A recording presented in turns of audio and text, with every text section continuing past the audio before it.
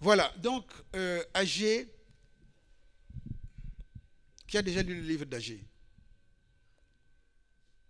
Qui a déjà lu le livre d'Agé? Est-ce que vous avez déjà entendu parler d'Agé?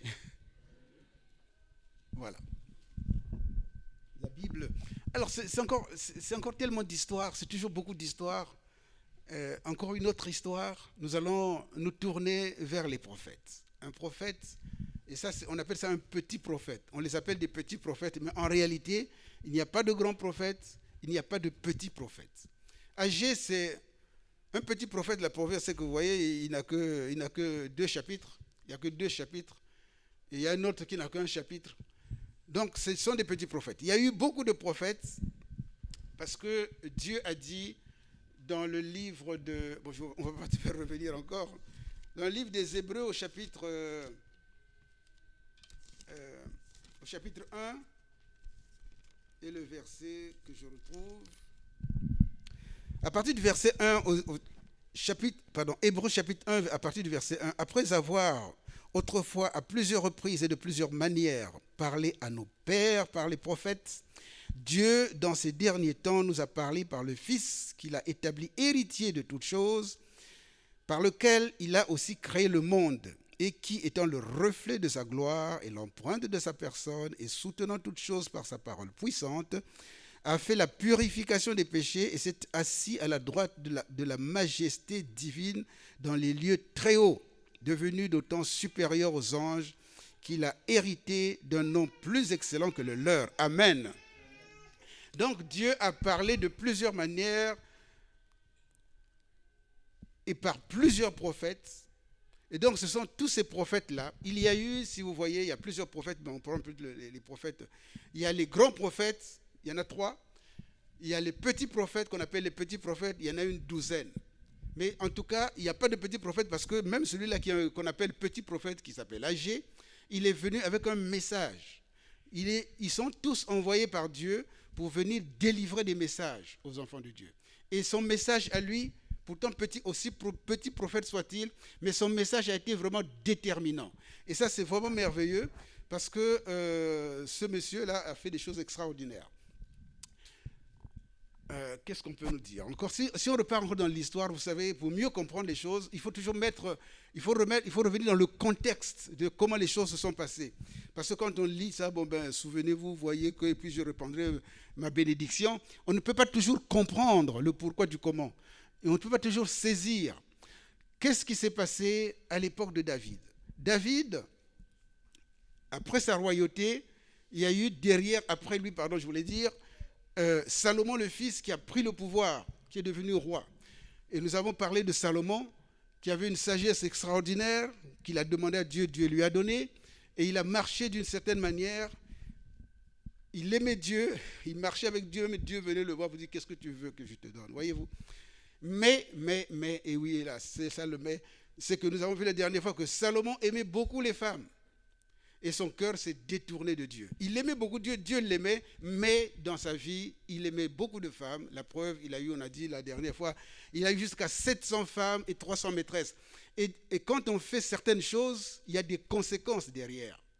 Et les conséquences de ce roi Salomon-là, parce qu'il aimait le faste, parce qu'il aimait l'argent, il aimait les bijoux, il aimait les femmes, mais il faut les entretenir, ces femmes. 700 femmes. N'est-ce pas qu'il faut les entretenir? Et plus 300 maîtresses, mais il faut les entretenir. Et donc, il a mené une vie qui était dure, difficile, et maintenant les conséquences, ce n'est pas seulement lui qui va les subir, mais c'est tout le peuple qui va subir les conséquences de sa vanité, de tout ce qu'il faisait. Parce que quand Salomon s'est retrouvé un grand patron, un grand roi, avec toute sa sagesse, avec tout ce qu'il avait, pour entretenir tout ça, il a divisé le royaume en 12 parties. Il y avait 12 tribus, il a divisé le royaume en 12 provinces, si vous voulez, ça faisait 12 provinces. Et chaque province, donc ça fait 12 mois dans l'année, donc ça fait 12 provinces.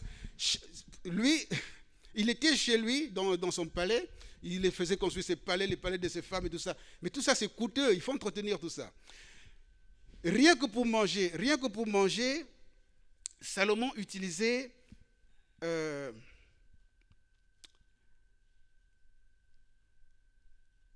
il utilisait il faut qu'on le lise parce que je ne me souviens plus de ce qu'il utilisait.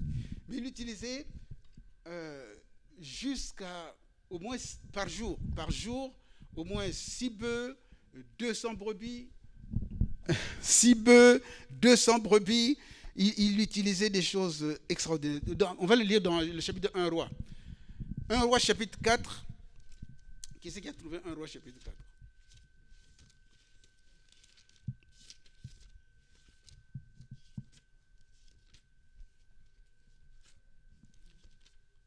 Oh là là, on ne peut pas nous donner les affaires aujourd'hui.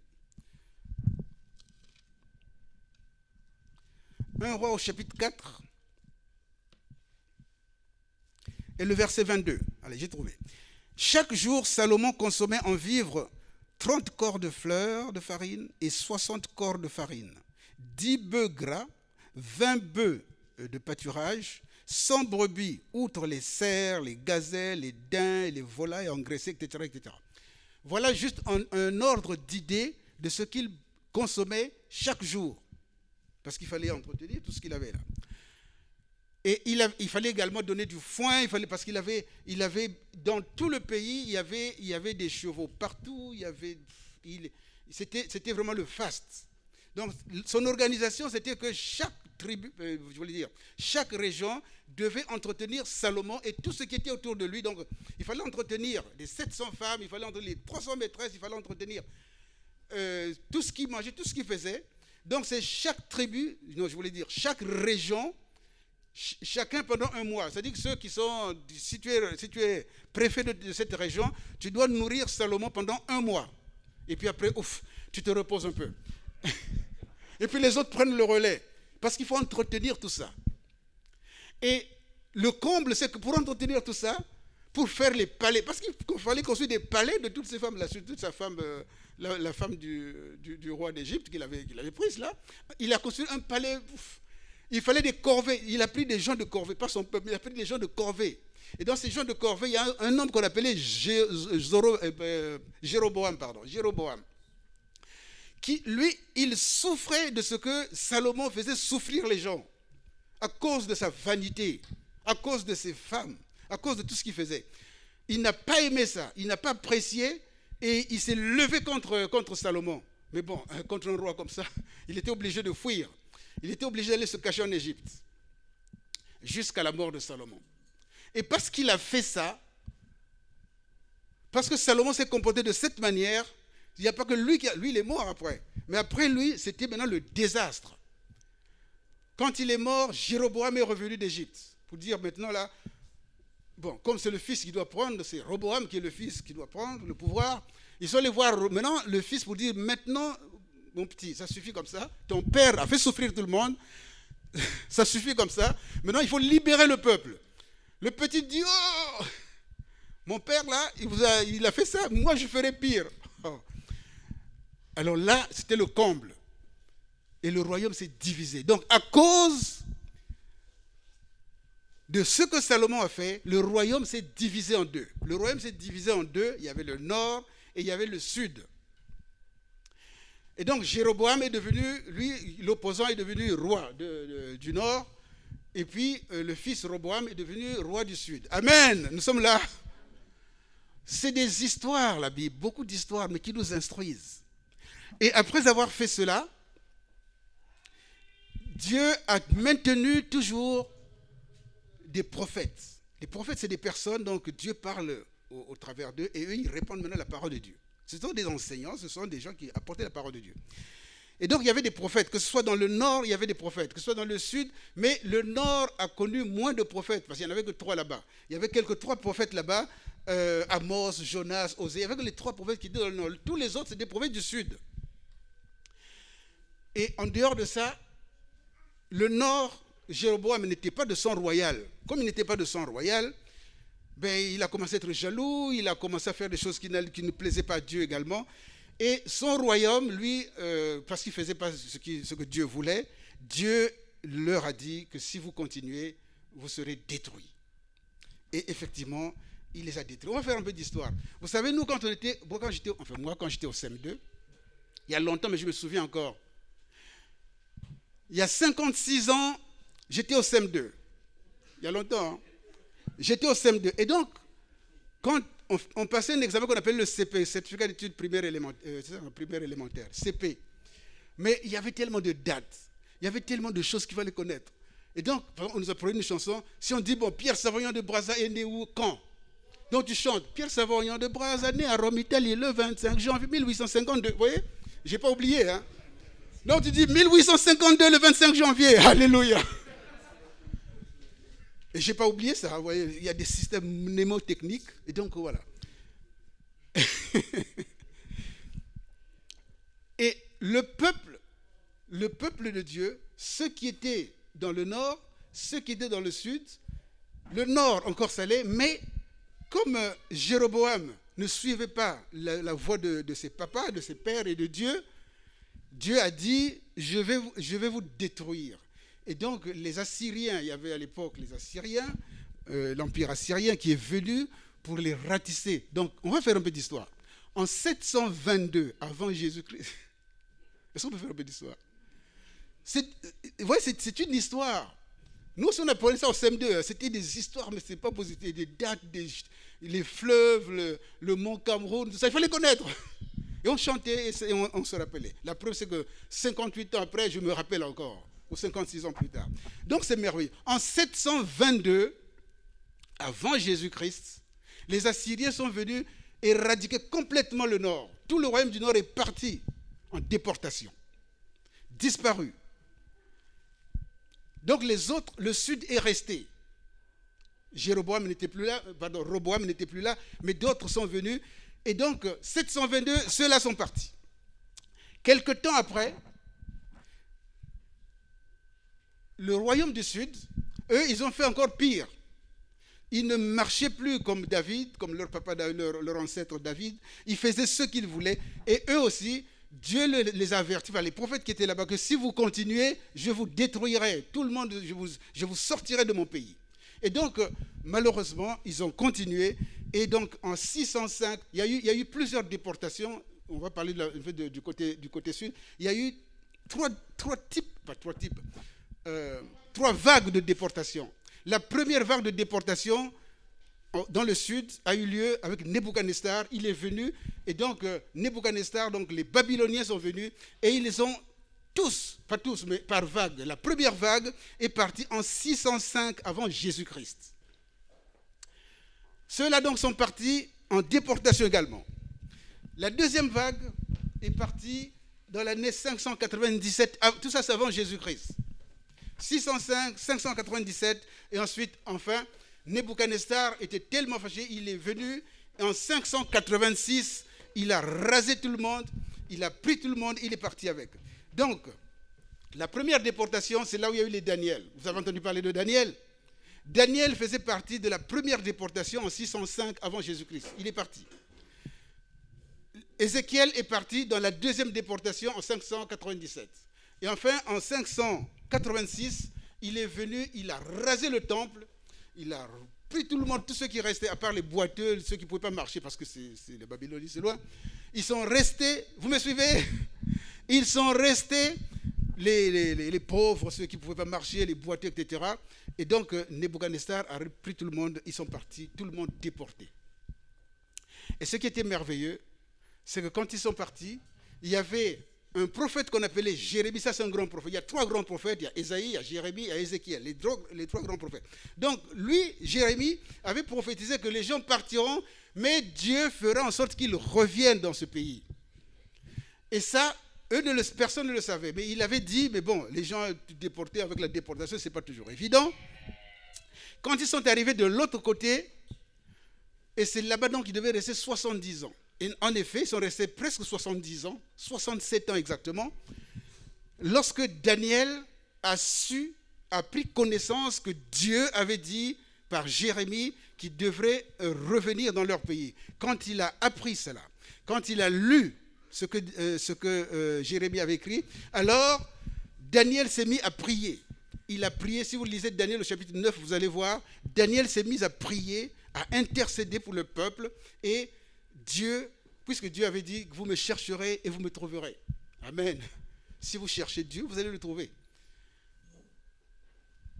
Vous me parlerez et je vous... il a dit tellement de choses dans Jérémie chapitre 29. Et donc, Daniel prend en compte tout seul, il prie, Dieu l'écoute, Dieu entend sa prière et Dieu exauce sa prière. Pour exaucer sa prière, les Babyloniens n'étaient plus forts, ils étaient puissants les Babyloniens.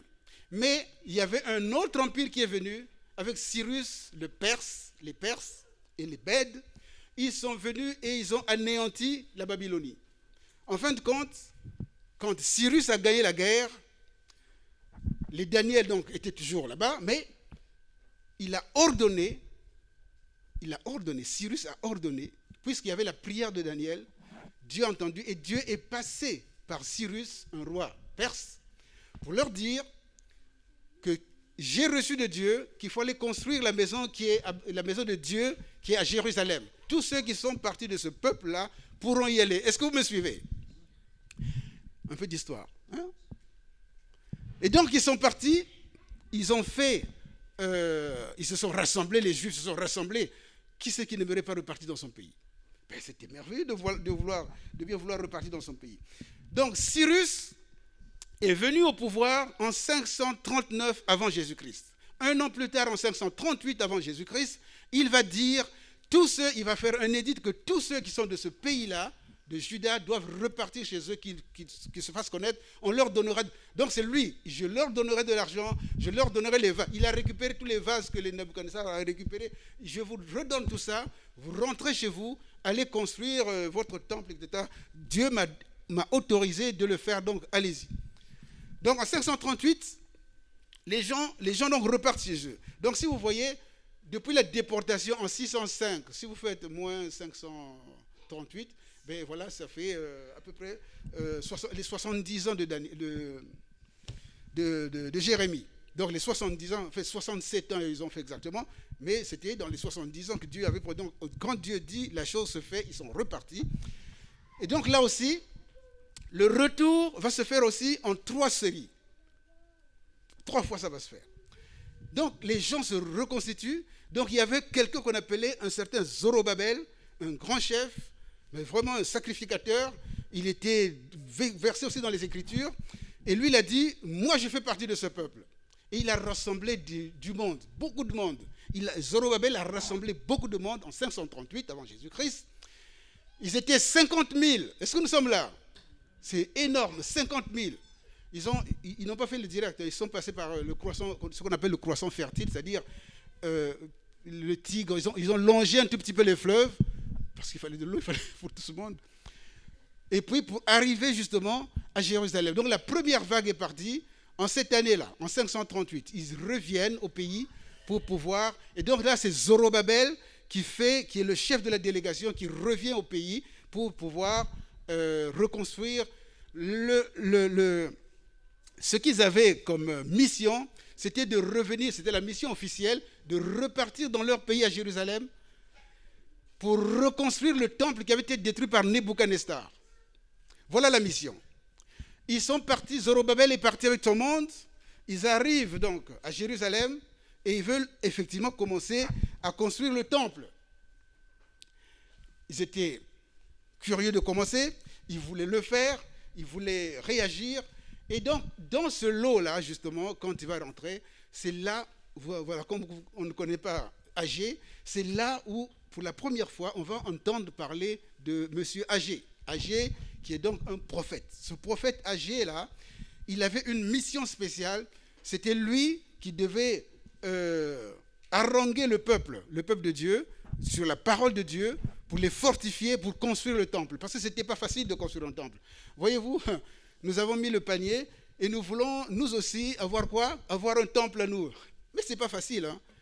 Il y a beaucoup de choses qui se passent quand on veut construire un temple.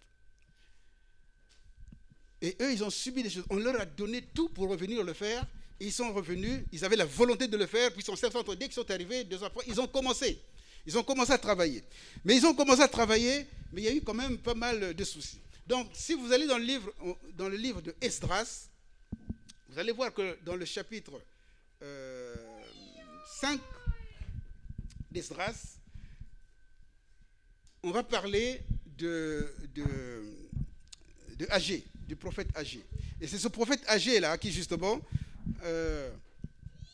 quand le roi a ordonné, j'aimerais qu'on le lise quand même, quand le roi a ordonné, quand le roi Cyrus a ordonné, dans Esdras chapitre 1,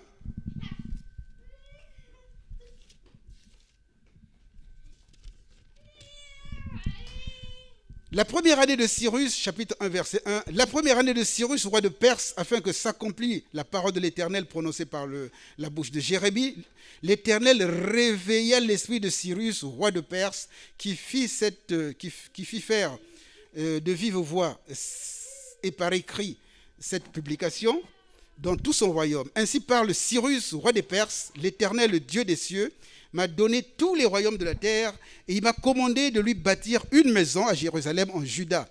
Qui d'entre vous est de son peuple, que son Dieu soit avec lui et qu'il monte à Jérusalem en Juda, qu'il bâtisse la maison de l'Éternel, le Dieu d'Israël, c'est le Dieu qui est à Jérusalem. Voilà donc l'ordre de mission.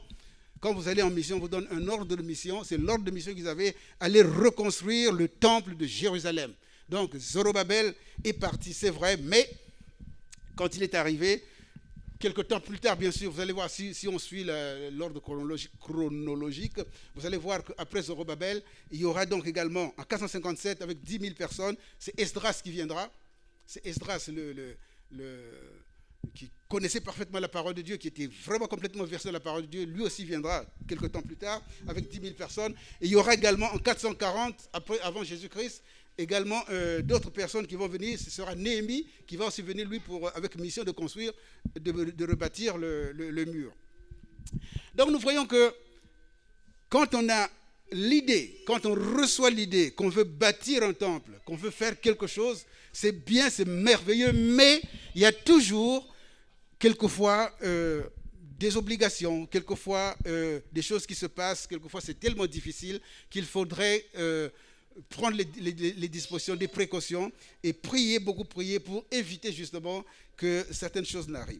Donc vous voyez qu'ils sont arrivés et les difficultés ont commencé. Ils ont commencé à construire, mais quand ils étaient partis pendant 70 ans, le pays n'était pas libre, hein. Le pays était occupé parce que la manière de faire, que ce soit des Assyriens ou des autres, quand ils vous enlèvent de là, ils remplacent d'autres personnes. Donc il y avait du monde qui vivait là-bas. Et comme des gens vivaient là-bas, les gens sont venus, ouais, mais ils sont en train de reconstruire ce temple, qu'est-ce que c'est? Donc il y a eu des oppositions. Dès qu'il y a eu des oppositions, le peuple s'est découragé. Donc Zorobabel s'est découragé. Et tous ceux qui étaient avec lui étaient découragés. Parce qu'ils ont, entre-temps, Cyrus n'était plus là, c'est un autre Artaxerxès, ce nom-là, je difficile. Il y a un autre roi qui est arrivé là-bas, c'est Yves qui le prononce bien, Artaxerxès. Et donc, les gens disent, mais non, nous ne sommes pas d'accord que ces juifs-là reviennent construire le temple. Ils ont écrit une lettre, ils ont écrit donc au roi qui était en Perse, pour lui dire que nous ne sommes pas d'accord, des gens sont revenus pour reconstruire le temple. Qu'est-ce que c'est cette histoire-là?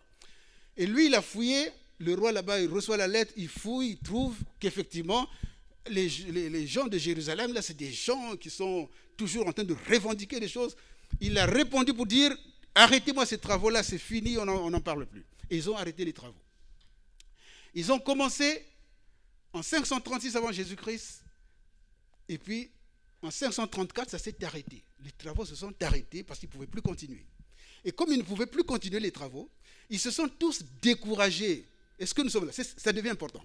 Ils se sont découragés. Ils étaient en train de construire, ils avaient la peine, ils voulaient faire. Ils sont découragés. Quand ils étaient découragés, ils sont repartis chez eux.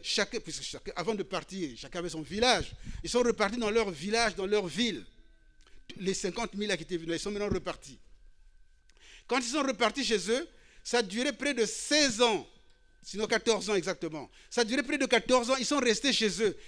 En 14 ans, ils ont oublié la mission première qu'ils avaient, de construire la maison de Dieu. Est-ce que nous sommes là, bien-aimés? Il arrive qu'on oublie. Ils ont oublié.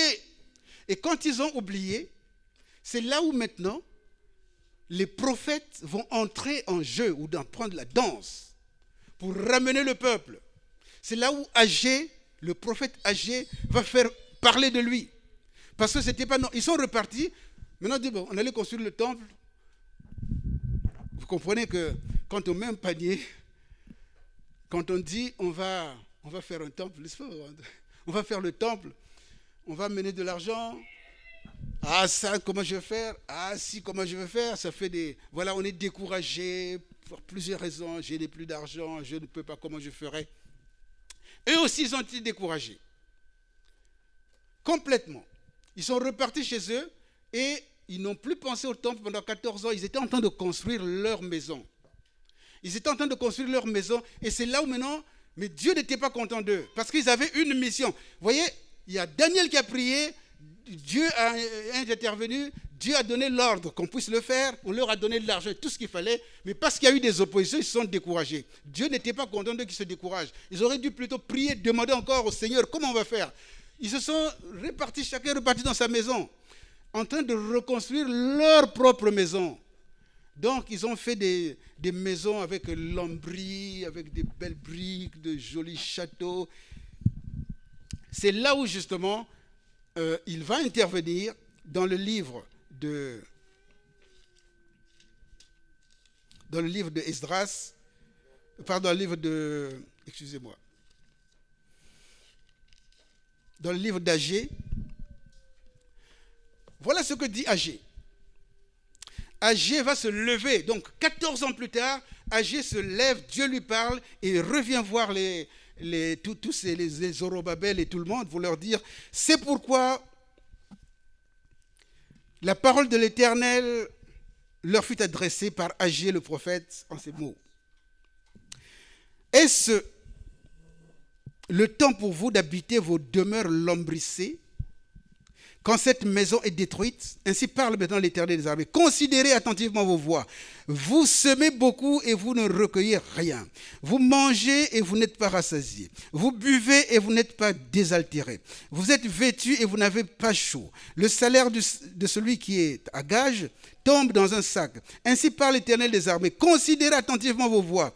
Montez sur la montagne, apportez du bois et bâtissez la maison. J'en aurai de la joie et je serai glorifié, dit l'Éternel. Vous comptiez sur beaucoup et vous avez peu. Vous l'avez rentré chez vous, mais j'ai soufflé dessus. Pourquoi? Dit l'Éternel des armées, à cause de ma maison qui est détruite. Tandis que vous vous empressez chacun pour sa maison. C'est pourquoi les cieux vous ont refusé la rosée et la terre a refusé ses produits. J'ai appelé la sécheresse sur le pays, sur les montagnes, sur le blé, sur le mou, sur l'huile, sur toute la terre peut rapporter, sur les hommes et sur les bêtes et sur tout le travail des mains. Dieu a fermé le ciel, Dieu a fermé la pluie et il n'y avait plus rien. Parce que eux, dans leur idée, ils étaient en train de construire leur propre maison au lieu de faire la mission pour laquelle ils ont été envoyés. Donc, quand nous recevons une mission, je parle en même temps, je fais en même temps le parallèle. Quand nous avons cette mission de dire, nous avons résolu de construire ou d'avoir pour nous un temple qui est à nous, eh bien, il faut que nous y allions gaiement. Sinon, Dieu est capable de fermer le ciel, de fermer les robinets. Il est capable de fermer les robinets. Quand il veut les ouvrir, il les ouvre aussi. Vous voyez que pour venir construire, ceux qui étaient venus, les 50 000 là qui sont venus par Zorobabel, ils n'avaient pas d'argent pour le faire. C'est le roi perse, un païen, qui leur a tout donné. Et maintenant, quand ils ont entendu ces paroles, quand Zorobabel, Josué, pas le même Josué d'autrefois, là, mais ça c'est notre Josué, quand ils ont entendu ces paroles de l'Éternel, quand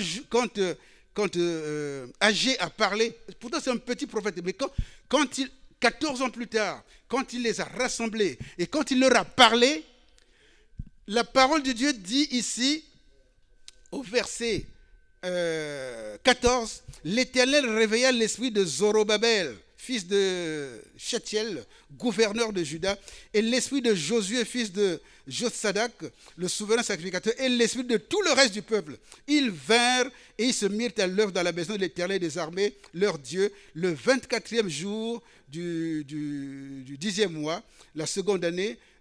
Donc, vous voyez, et on dit également, verset 12, que Zorobabel, fils de etc., entendirent la voix de l'Éternel, leur Dieu, et les paroles d'Agé le prophète, selon la mission qui lui avait été confiée par l'Éternel, et le peuple fut saisi d'une grande peur.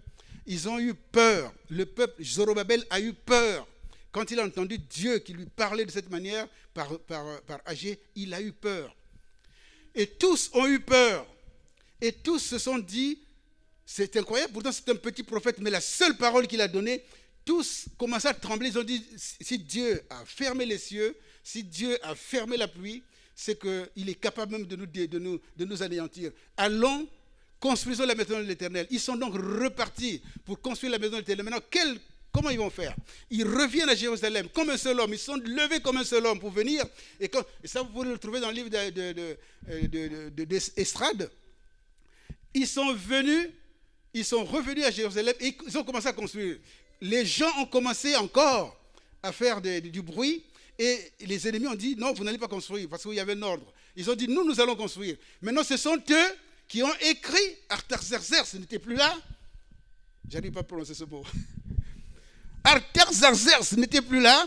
Et donc, c'était un autre qui était là-bas qui s'appelait maintenant Darius qui a pris le pouvoir. 2 ans après que Darius soit au pouvoir, eux, maintenant, ils ont écrit au roi Darius pour dire, regardez, nous avons reçu une lettre, nous étions partis de là-bas il y a longtemps, et maintenant, on nous interdit de construire notre maison. Et donc, quand le roi Darius a reçu la lettre, vous voyez, cette fois-ci, ils ont prié, alléluia, ils ont eu la force, le courage, parce que c'est la mission qu'ils avaient. Ils se sont mis devant tout le monde, devant Jérusalem, comme un seul homme. Ils ont maintenant écrit. Les autres avaient écrit, eux aussi, ils écrivent maintenant au même roi. Ce n'est pas le même roi, c'est un autre qui était Darius. Quand Darius a reçu la lettre, il est parti. Vous le lirez dans le livre d'Esdras. Il est parti, il a fait des fouilles, il a fait des recherches, et ils ont retrouvé l'édit que Cyrus avait fait. Et donc, il va leur écrire. Il va maintenant leur écrire, il va répondre plutôt. Il va leur répondre en leur disant que c'est effectivement ce qui s'était passé, que l'ordre venait d'ici, et il va dire maintenant qu'à partir d'aujourd'hui, quiconque se rebellera contre les travaux qui sont en train de se faire, sa maison sera réduite en état d'immondice. Je paraphrase un peu. Il va dire que de toutes les manières, l'argent qu'ils vont utiliser pour construire ce temple-là, ce n'est pas eux qui l'auront, c'est vous. Donc c'est maintenant, vous voyez, quand Dieu dispose le cœur, mais Dieu le fait vraiment gaiement, avec joie. Alléluia. C'était même pas avec ce qu'ils avaient. Mais maintenant, il leur impose que c'est ce que, avec votre argent à vous, vous qui êtes là-bas de l'autre côté du fleuve, c'est vous qui allez donner l'argent. Tout ce dont ils ont besoin, vous leur donnerez. Celui qui n'obéira pas, ben voilà, on va lui couper la tête, en gros. Donc Dieu a parlé. Alléluia. Donc Dieu est capable de disposer les cœurs. Dieu est capable de donner. Dieu est capable de faire. Et quand ils se sont réunis, quand ils se sont mis ensemble pour rebâtir, là ils étaient maintenant contents. Ils ont reçu de l'argent. Ils ont reçu tous les effets qu'il fallait. Ils ont reçu toutes choses. Et donc ils ont continué à construire. Ils ont fait les fondations, c'était terminé. Ils ont fait la fête. Et puis ils ont construit encore, alors ils ont fait tout le bâtiment et c'était vraiment merveilleux et le comploteur ne pouvait plus rien faire et enfin en 515 avant Jésus-Christ le temple était terminé. Ils ont terminé le temple, ils ont fait, c'était vraiment une grande joie pour eux, c'était si merveilleux et oh il est important, c'est vrai le temps est passé mais j'aimerais que nous lisions comment quand Dieu dispose un cœur, comment les choses peuvent se passer. Dans Esdras, au chapitre 6,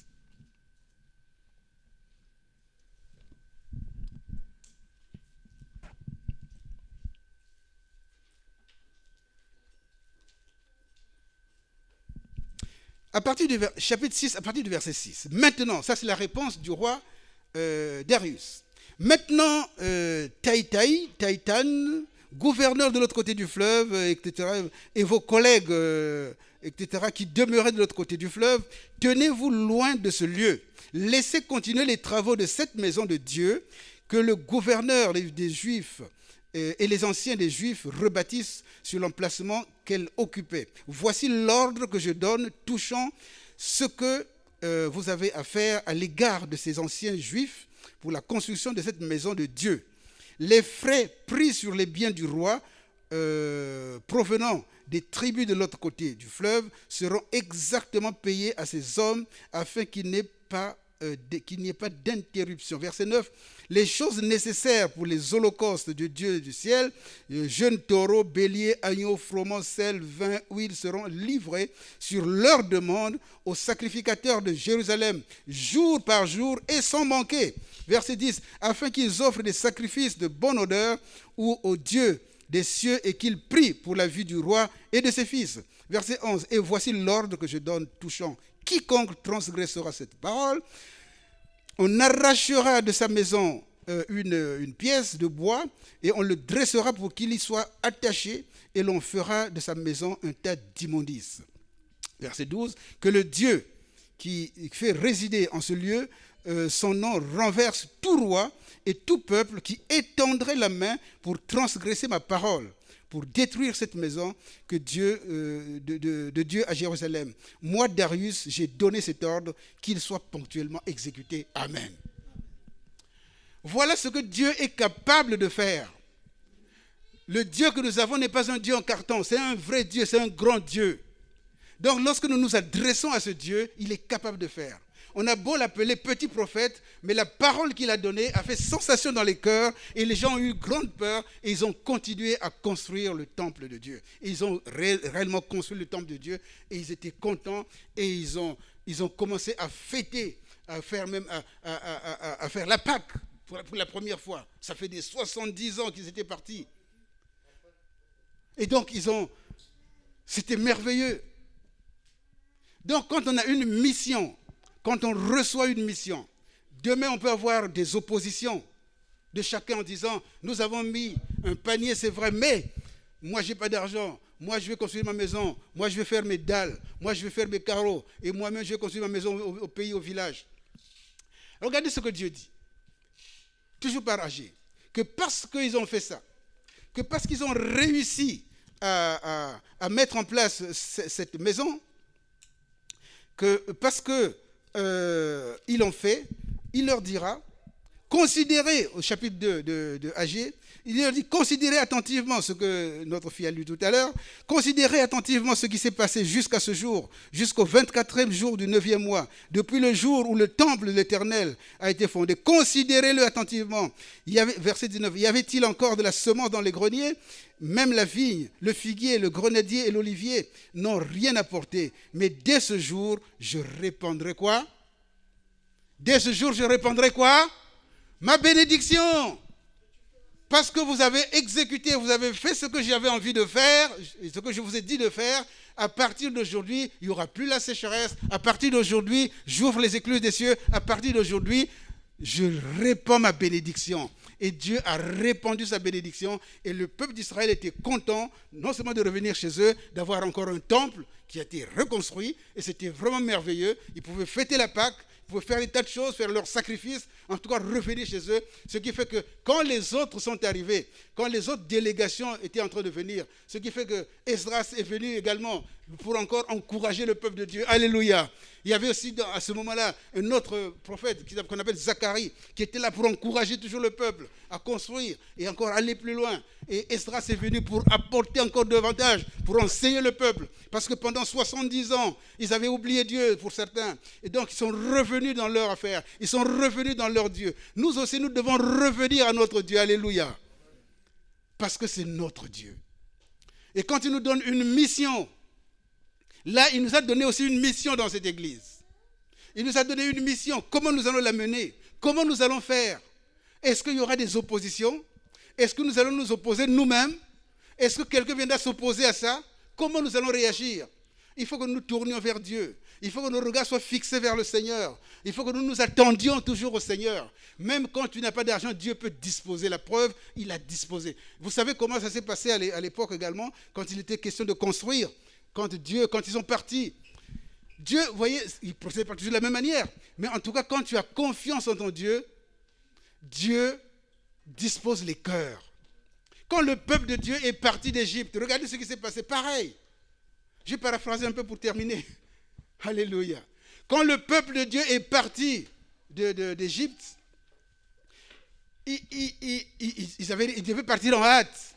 Mais Dieu a disposé les cœurs des gens pour leur dire, Dieu a disposé le cœur de tout le monde, des Égyptiens.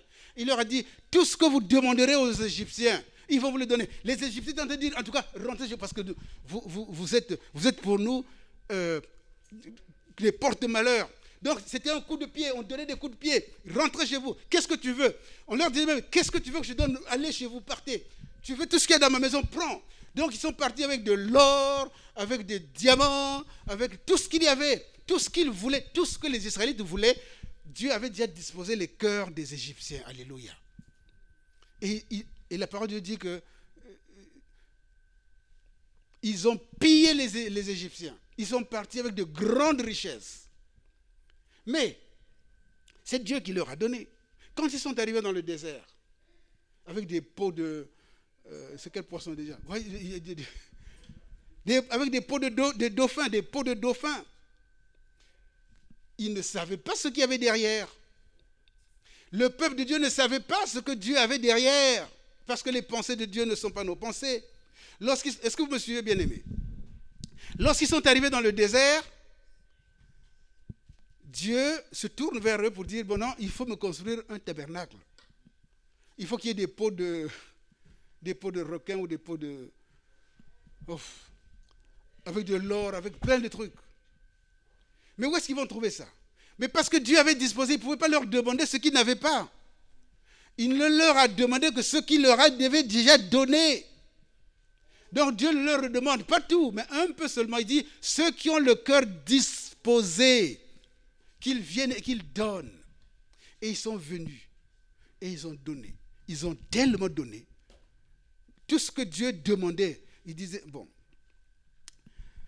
tout ce que Dieu, il y avait beaucoup de choses qu'il avait demandé. Quand vous lisez dans le livre d'Exode, au chapitre 11, au chapitre 12, au chapitre 25, au chapitre 35, vous allez voir que Dieu a été même exigeant. Il a demandé des choses qu'on ne pouvait pas trouver dans le désert. Mais il leur avait déjà donné ça auparavant avant qu'ils ne partent. Et les gens avaient bon cœur. La parole de Dieu dit qu'ils avaient tellement bon cœur, les gens ont mis de tout leur cœur, ils ont pris, ils ont donné, ils ont tellement donné que ceux qui étaient chargés d'exécuter les travaux ont dit, non Moïse, maintenant c'est fini. Il faut leur dire de ne plus donner. Alléluia. Il faudrait qu'un jour on dise, non. Vous savez quoi? Que le panier est déjà plein. Ne donnez plus. Qu'un jour on dise, le panier est déjà plein, ne donnez plus. Parce que les gens ont donné vraiment de tout leur cœur. Et les récompenses aussi étaient grandes. C'est merveilleux. Donc, il n'y a pas à se décourager. En gros, il n'y a pas à se décourager quand on a des plans, quand on a des projets. Il ne faut pas se décourager. Il faut partir de l'exemple que les autres ont connu, ce que les autres avant nous ont fait. Et ça nous permet justement d'avancer en eau profonde avec le Seigneur. Qu'il n'y ait vraiment aucun regret. Que chacun puisse regarder, non pas lui-même, mais que nous regardions à Jésus-Christ. Que nous regardions au Seigneur.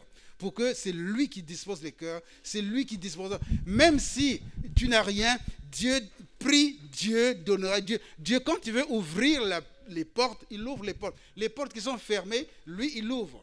Les portes qui sont ouvertes, lui, et quand il ferme, personne ne peut ouvrir. Quand il ouvre, personne ne peut fermer. Personne.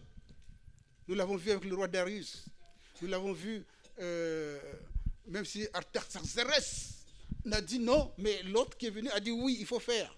Donc, quand Dieu ordonne, la chose se fait. Que le nom de l'Éternel soit béni. Que nous soyons encouragés. Que nous soyons tous encouragés, comme l'a fait Agé, un petit prophète. On l'appelle petit prophète, mais en réalité, il n'est pas petit prophète, c'est un grand prophète. Dès qu'il a dit, les gens commencent à trembler, et c'est merveilleux. Est-ce que nous pouvons nous lever pour remercier le Seigneur et que nous puissions prier? Que nous puissions prier, que nous puissions voir, est-ce que je suis aussi capable de faire? Est-ce que je peux aller jusqu'au bout? Que Dieu aussi dispose nos cœurs, de nous-mêmes d'abord, afin que nous puissions vraiment mener à bien la mission que Dieu nous confie. Nous l'avons décidé de commun accord, c'est vrai, mais c'est la mission que Dieu nous a donnée. Et si nous ne faisons pas la mission, regardez vous-même, que le nom de l'Éternel soit béni. Nous allons prier, bien-aimés. Nous allons prier. Nous allons prier pour que nous puissions avoir cette ferveur. nous allons demander à l'ancien de venir. Il va prier pour que vraiment nos cœurs soient disposés, que nous n'ayons pas peur, que nous ne regardions pas à nous-mêmes, que nous ne regardions pas à nos poches pour la mission que Dieu nous a confiée, mais que nous regardions à Dieu, à Jésus. Il a dit l'or et l'argent m'appartiennent. Si l'or et l'argent lui appartiennent, et si tu lui demandes, il te donnera. Je ne sais pas comment il va faire, mais l'Éternel, il est Dieu. Alléluia. Nous allons prier vraiment avec Alléluia. Notre Dieu, notre Père, nous venons d'écouter ta parole. Et cette parole, elle est puissante, Seigneur mon Dieu. Cette parole, elle touche nos cœurs, Seigneur. Et c'est toi qui as disposé le cœur des Égyptiens lorsque le peuple d'Israël devait quitter leur territoire. Et Seigneur, chaque homme devait demander à son voisin. Et chaque femme devait demander à sa voisine, Seigneur, pour qu'ils puissent recevoir de l'or